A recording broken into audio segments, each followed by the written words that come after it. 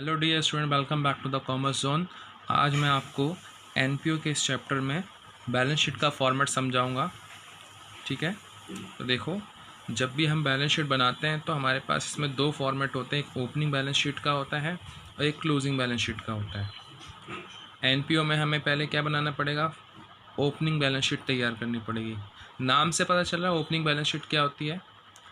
Opening balance sheet का मतलब होता है, जैसे अगर मैं बोलूँ कि 2018 और 2019, तो जो हमारा जो सब्सक्रिप्शन हमें निकालना है, मानो 2019 का निकालना है, तो इससे जो प्रीवियस ईयर होगा, ठीक है, तो ये हमारा एंडिंग ईयर हो गया और ये हमारा ओपनिंग ईयर हो गया।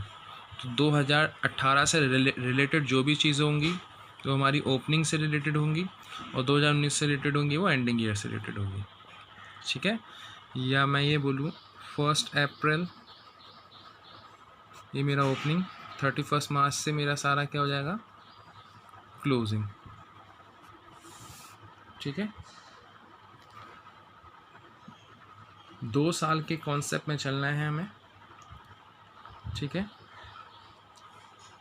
तो 2000 जैसे हम सब्सक्रिप्शन निकालते हैं, बिगिनिंग ईयर का सब्सक्रिप्शन आपको पता है, एंडिंग ईयर का सब्सक्रिप्शन आपको पता है। तो जो एंडिंग ईयर है ये हो गया और बिगिनिंग ईयर हो गया ये हो गया। अब देखो, जब हम बैलेंस शीट तैयार करेंगे तो सबसे पहले ओपनिंग बैलेंस शीट की बात करते हैं। तो पहले एसेट साइड लेते हैं, तो यहाँ पे जितनी भी हमारे पास ओपनिंग कैश पड़ा है, शुरू में जो कैश पड़ा है वो ले लेंगे। Assets of the opening year, यानी कि हमारे पास बिगिनिंग ईयर की कितनी एसेट्स पड़ी हैं। ठीक है, जितनी भी एसेट्स आती हैं वो यहाँ आ जाएंगी। यहाँ डेप्रिसिएशन नहीं आता, क्योंकि डेप्रिसिएशन कभी भी बिगिनिंग ईयर में नहीं लगता, डेप्रिसिएशन लगता है एंडिंग ईयर में। आपने आज मशीन खरीदी 50 लाख, तो क्या आज आप अभी डैप लगाओगे? नहीं ना। उस पर डैप कब लगाओगे? जैसे जैसे टाइम बीतेगा। ठीक है, तो ऑन द स्पॉट अगर आप कोई मशीन खरीदते हो तो ऑन द स्पॉट डैप नहीं लगता। इसलिए ओपनिंग ईयर की जितनी भी मशीन एसेट्स जो भी होंगी बिल्डिंग, उन पे डेप्रिसिएशन कब लगेगा? जब उनकी क्लोजिंग वैल्यू आएगी, यानी कि वो क्लोजिंग बैलेंस शीट में स्टार्ट होंगे। और कोई भी हमारा आउटस्टैंडिंग सब्सक्रिप्शन है बिगिनिंग ईयर का, वो यहाँ आ जाएगा। प्रीपेड एक्सपेंसेस हैं प्रीवियस ईयर या बिगिनिंग ईयर, एक ही बात है। ठीक है, प्रीवियस ईयर ही हमारे बिगिनिंग ईयर हो गए, हमारा लास्ट ईयर जिसे हम कहते हैं। जैसे 2018 हमारा क्या हो गया? Previous year. यहाँ सारे वो खर्चे आ जाएंगे। ठीक है, और इसके बाद यहाँ पे आ जाओ। यहाँ पे आपके पास जो भी बिगिनिंग ईयर की लायबिलिटी है वो डाल देंगे। एडवांस सब्सक्रिप्शन बिगिनिंग ईयर का वो डाल दिया हमने। ओपनिंग क्रेडिटर्स हो गए हमारे, मतलब बिगिनिंग ईयर के क्रेडिटर हो गए। अब ये टोटल एसेट्स हमारे पास जो बिगिनिंग में पड़ी थी, उसमें से जितनी हमारी आउटसाइडर की जो भी लाइबिलिटीज़ थी, जो भी आउटस्टैंडिंग था, उन सबको माइनस कर देंगे। तो हमारे को पता चल जाएगा कि हमारे पास कितना पैसा हमारे पास खुद का पड़ा हुआ है, दैट इज़ कैपिटल फंड, वो हमारा बैलेंस आ गया। ठीक है, तो ये टोटल हो गया हमारा, ये एसेट पोर्शन हो गया पूरा। इस एसेट पोर्शन में से बाहर वालों से हमने कितना उधार लिया, कितनी लायबिलिटी क्रिएट होती है वो माइनस कर दिया, तो हमें हमारी जेब में कितना हमारा खुद का पैसा है वो पता चल जाएगा, कैपिटल फंड। ठीक है, अब हम बात करते हैं क्लोजिंग बैलेंस शीट की। तो क्लोजिंग बैलेंस शीट मतलब जो एंडिंग ईयर की बैलेंस शीट है, इसमें क्लोजिंग से रिलेटेड आइटम्स आते हैं। तो पहले एसेट साइड चलते हैं। देखिए, पहले लिखा हमने फिक्स एसेट्स। तो फिक्स एसेट्स में क्या आता है हमारे पास कि कितनी पहले से मेरे पास एसेट्स पड़ी है, दैट इज़ ओपनिंग एसेट्स। ठीक है, और क्लोजिंग एसेट्स कितनी पड़ी है मेरे पास, ठीक है, साल के एंड में। और जो डेप्रिसिएशन है मेरा, वो मैं माइनस कर दूँगा, तो मेरी एक्चुअल वैल्यू पता चल जाएगी। मान लो ओपनिंग एसेट्स मेरे पास 50,000 है, और इस साल जो मेरा 2019 का मतलब एसेट्स है मैंने ख़रीदी है 1.5 लाख, तो टोटल मेरे पास कितनी हो गई? मान लो ये हमारी 50, ये 2 लाख, और उस पर डैप लग रहा है 10%, तो 2 लाख का 10% कितना हो जाएगा? 20,000। तो घटा के यहाँ डाल देंगे। ठीक है, इसके बाद आएगा हमारा स्टॉक ऑफ कंज्यूमेबल मटेरियल, ये मैंने आपको बता ही रखा है। ठीक है, तो बैलेंस ऑफ प्रीवियस ईयर कि हमारे पास कितना पहले से पड़ा है, इस साल कितना परचेज करा, और माइनस कर देंगे कितना हमने यूज़ कर लिया। यूज़ करने वाला पोर्शन हमारा ख़त्म हो गया। तो बैलेंस शीट का मतलब क्या होता है? जो हमारे पास बचा हुआ है, तो भाई हमारे पास कितना पड़ा था पिछले साल, इस साल कितना ख़रीद लिया, और इन दोनों को जोड़ के हमने क्या करा कि उसमें से हम इस जो दोनों को जोड़ के जो टोटल आया, अब उस टोटल में से हमने खर्च कर दिया, कंज्यूम कर दिया, उसको माइनस कर दिया, तो जो बच गया वही आ गया। अब यहाँ पे outstanding at the end year का सब्सक्रिप्शन आ जाएगा। आउटस्टैंडिंग सब्सक्रिप्शन हो गया ये एंड ईयर का, और इसमें हमारा आउटस्टैंडिंग सब्सक्रिप्शन क्या आ रहा था हमारा, ये रहा बिगिनिंग ईयर का। तो यहाँ एंडिंग ईयर, वहाँ बिगिनिंग ईयर, ठीक है। और कोई भी हमारे एंडिंग ईयर के खर्चे हो गए वो हो गए, ठीक है।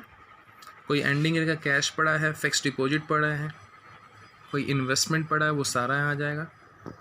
अब देखो यहाँ पे क्या आएगा, जो हमारे पास कैपिटल फंड जो हमने निकाला ओपनिंग बैलेंस शीट से, उसको यहाँ शिफ्ट करना है।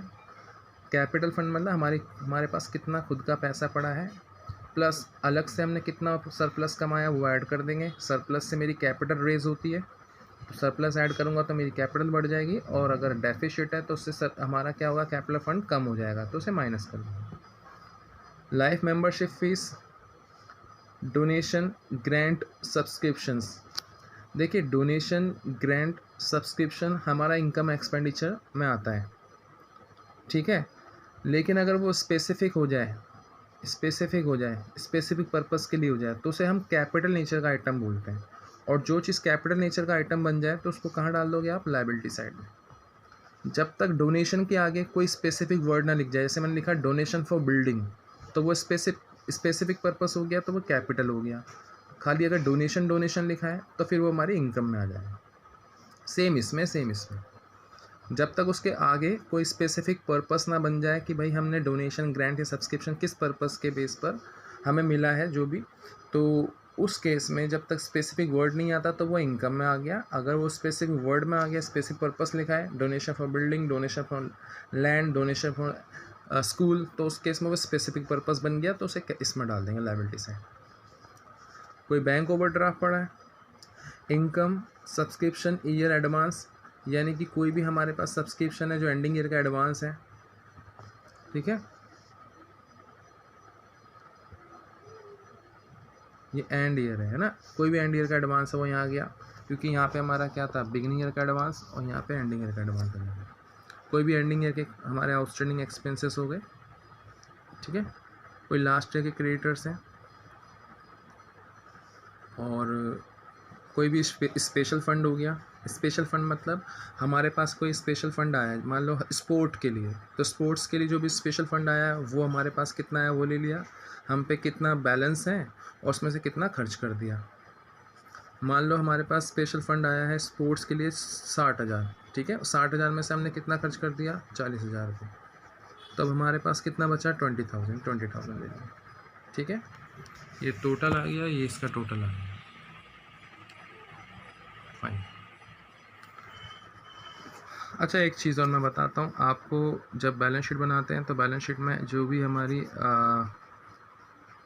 एडजस्टमेंट होती है, हर एडजस्टमेंट की 2 एंट्री होती है, ठीक है। हर एडजस्टमेंट के कितने इफेक्ट होते हैं, 2 इफेक्ट होते हैं, फर्स्ट इफेक्ट और सेकंड इफेक्ट, ठीक है। अच्छा हर एडजस्टमेंट एंट्री के 2 इफेक्ट क्यों होते हैं, इसके पीछे के लॉजिक समझते हैं। देखो कोई भी एडजस्टमेंट एंट्री है, उसका 2 इफेक्ट होता है, या तो वो हमारा पहला इफेक्ट जाएगा इनकम एक्सपेंडिचर अकाउंट में, और दूसरा उसका बैलेंस शीट में ट्रांसफ़र हो जाएगा।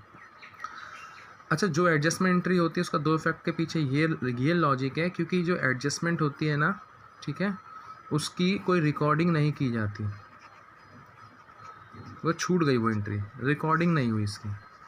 और जिसकी कोई रिकॉर्डिंग नहीं होती, तुम्हें पता है रिकॉर्डिंग जर्नल में होती है, और जिसकी कोई रिकॉर्डिंग जर्नल में नहीं हुई तो उसके 2 इफेक्ट रह जाते हैं, ठीक है। तो उसके 2 इफेक्ट रह जाते हैं, तो इसलिए हम इसके 2 इफेक्ट डालते हैं। और जो ऑलरेडी हमारे पास रिकॉर्डेड होकर आई है वो विदाउट एडजस्टमेंट वाली एंट्री होती है, ठीक है। वो आपकी क्या है, जो बिना एडजस्टमेंट की एंट्री होती हैं वो पहले से ही रिकॉर्डेड हो चुकी होती हैं। रिकॉर्डेड किस में हो चुकी होती हैं, वो जर्नल में रिकॉर्डेड हो चुकी होती हैं। तो जब वो जर्नल में रिकॉर्डेड हो चुकी हैं तो उसका एक ही इफेक्ट रह जाता है, क्योंकि जर्नल में एक इफेक्ट उसका हो गया, अब एक इफेक्ट उसका रह गया, तो एक इफेक्ट रह गया, इसलिए उसकी एक ही एंट्री होती है। इसलिए हर एडजस्टमेंट की 2 एंट्री और विदाउट एडजस्टमेंट की 1 एंट्री होती है, ठीक है। आई होप आपको ये बात समझ आई होगी। ठीक है,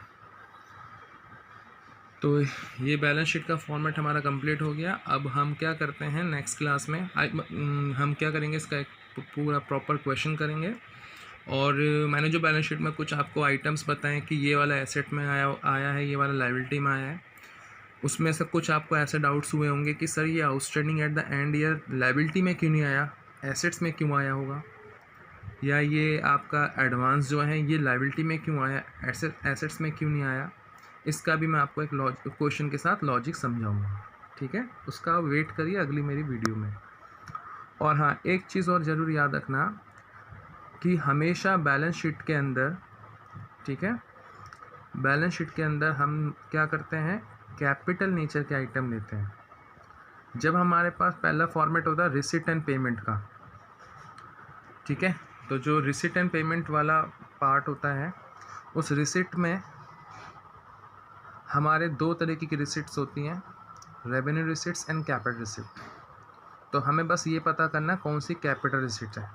तो जितने भी कैपिटल रिसिट्स वाले पार्ट्स हैं वो लायबिलिटी साइड में जाएंगे। इसी तरीके से अगर मैं बात करूं पेमेंट साइड, तो पेमेंट साइड में भी दो साइड है, एक रेवेन्यू वाला पोर्शन है, एक कैपिटल वाला। तो जो कैपिटल वाला पोर्शन है पेमेंट साइड का वो एसेट साइड में चले जाएगा। फॉर एग्जांपल हमने एक एसेट परचेज़ करी, तो आप बोलोगे सर एसेट परचेज़ करने का मतलब हुआ कि हमने पेमेंट करी होगी तभी तो एसेट्स आई होगी। तो हम बोलेंगे हाँ, तो वो एसेट्स साइड में चला जाएगा। फाइन। अच्छा, अब हमें किसी से कोई डोनेशन मिला है बिल्डिंग के लिए, तो डोनेशन मिला है वो रिसिट साइड में होगा। अब वो जो डोनेशन है वो हमें मिला है रिसिट साइड में, तो वो हमारी लायबिलिटी है। फाइन, ठीक है। और मैं इसको और कॉम्प्रहेंसिव तरीके से नेक्स्ट क्वेश्चन जब हम करेंगे प्रैक्टिकली तो अच्छे समझ आएगा, उसको हम नेक्स्ट वीडियो में क्लियर करेंगे, ठीक है। Thank you so much. अगर आपको ये वीडियो पसंद आई है प्लीज़ सब्सक्राइब करें, शेयर करें और अपने दोस्तों को भेजें ताकि उनको भी ये समझ आए।